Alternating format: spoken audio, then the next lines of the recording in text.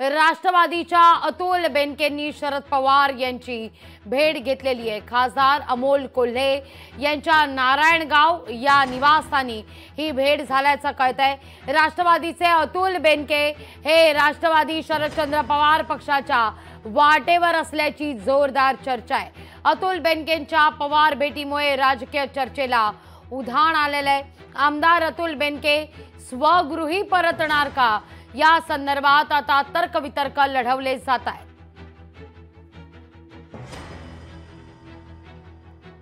या सगळ्या संदर्भात आपण पाहतोय राष्ट्रवादीचे अतुल बेनके यांनी आता शरद पवार यांची नारायणगाव या ठिकाणी भेट घेतलेली आहे।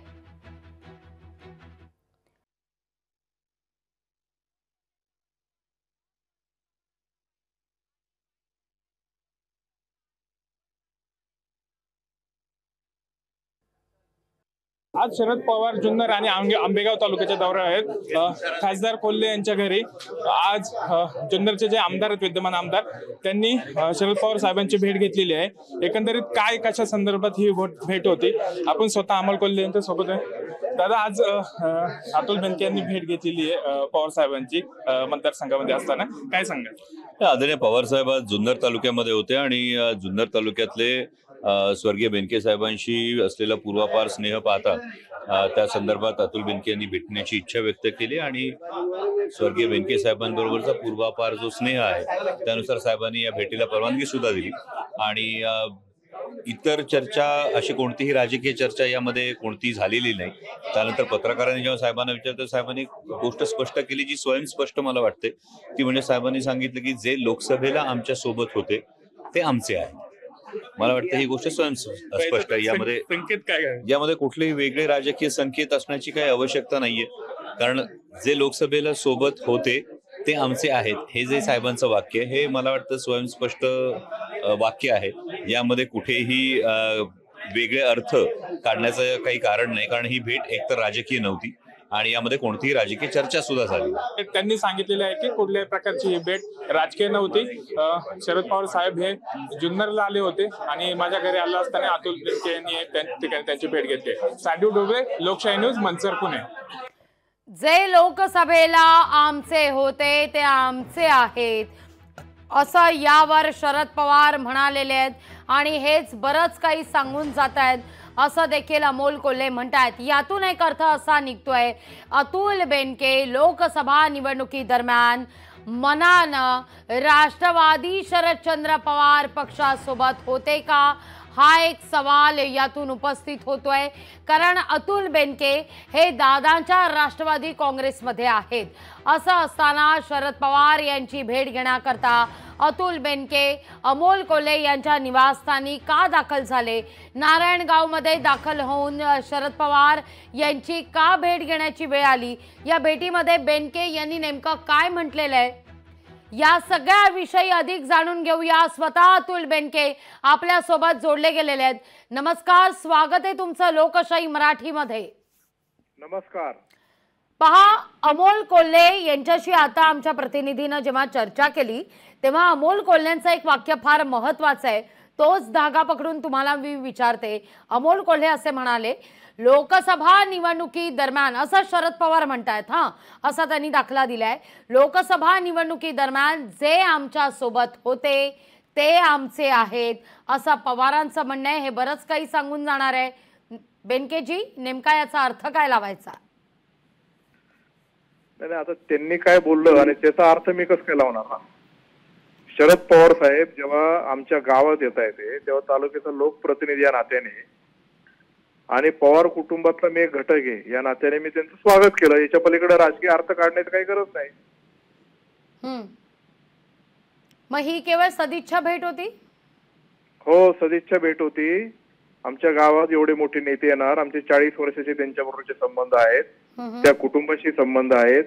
जसे मला अजितदादा आदरणीय आहेत तसे शरद पवार साहेब पण आदरणीय आहेत आणि ते जर माझ्या गावात येत असतील तर एक कुटुंबाचा घटक या नात्याने किंवा तालुक्याचा लोकप्रतिनिधी या नात्याने मी त्यांचं स्वागत केलेलं आहे। दोन वेगवेगळे पक्ष, ज्या पक्षात पक्ष आणि चिन्हासंदर्भात लढाई होते, प्रसंगी वार पलटवार केले जातात, अशा या दोन गटातले नेते एका गटातल्या वरिष्ठ नेत्यांना जेव्हा भेटतात बेनकेजी, तेव्हा ही सदिच्छा भेट म्हणणं कितपत, म्हणजे विश्वास कसा ठेवायचा सामान्यांनी?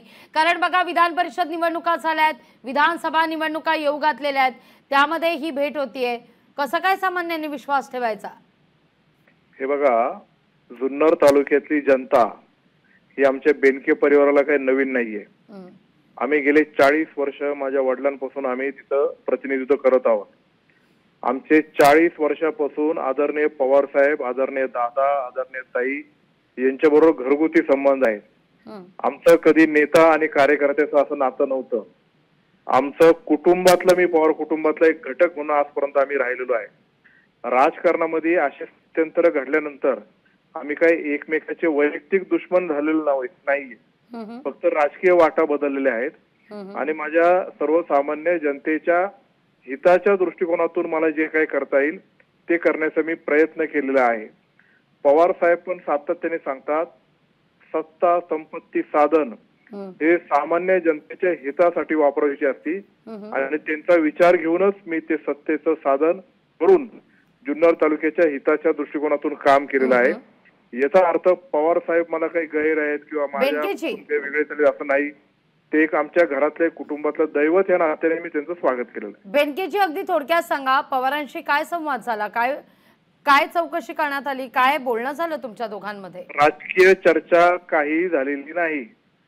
आमच्या जुन्नर तालुका कृषी प्रधान आहे, अजूनही पुरेसा पाऊस पडलेला नाही याची चर्चा झाली. काल आमच्या तालुक्यात एक मोठा अपघात झाला त्याची चर्चा झाली आणि बाकी मग घरगुती चर्चा झाल्या. अमोल कोल्हे पण तिथं होते, बाकीचे इतरही कार्यकर्ते होते. काय आमच्या दोघातच चर्चा झाली असंही काही नाही. याच्यातून राजकीय अर्थ कुणीही कृपया करून कुठल्याही काढण्याचं काही कारण नाही. निश्चित दोन राजकीय नेते भेटतात, एक वरिष्ठ महाराष्ट्रातलं नेतृत्व आणि राजकीय चर्चा झाली नाही असं तुम्ही म्हणताय. सर्वसामान्यांनी कितपत विश्वास ठेवायचा ही एक शंकाच आहे. असो, पण सदिच्छा भेट झाली असं आपण मानूया.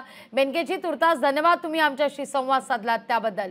आपण पाहतोय, धन्यवाद. अगदी या सगळ्या संदर्भात पाहूया आपण अजितदादा नेमकं काय म्हणाले. निवडणुका जवळ आल्यानंतर काहींना उभं राहायचं असतं, काही जागा ही आता अमक्या पक्षाला सुटणार नाही, मग आपण इथं थांबायच्या ऐवजी दुसऱ्या पक्षात जावं. कारण आज भाजप, शिवसेना, राष्ट्रवादीची युती आहे, समोर काँग्रेस, शरद पवार राष्ट्रवादी आणि उभाटा शिवसेना अशी युती आहे. जिथं उभाटाला जागा जाईल तिथं राहिलेल्या दोन पक्षातला एखादा स्ट्रॉंग उमेदवार असेल किंवा स्ट्रॉंग म्हणण्यापेक्षा त्याला इच्छाच असेल की नाही आज यावेळेस आपल्याला काही झालं तर निवडणुकीला उभं राहायचं, ही लोक इकडे तिकडे जाणार, काही इकडची तिकडे जातील, काही तिकडची इकडे जातील. ही सुरुवात आहे, अजून तर बरेच दिवस जायचे, अजून बरेच काही गोष्टी झालेल्या आपल्याला सगळ्यांना पाहायला मिळतील. लोकशाही मराठी ऐका, पहा, जागरूक रहा.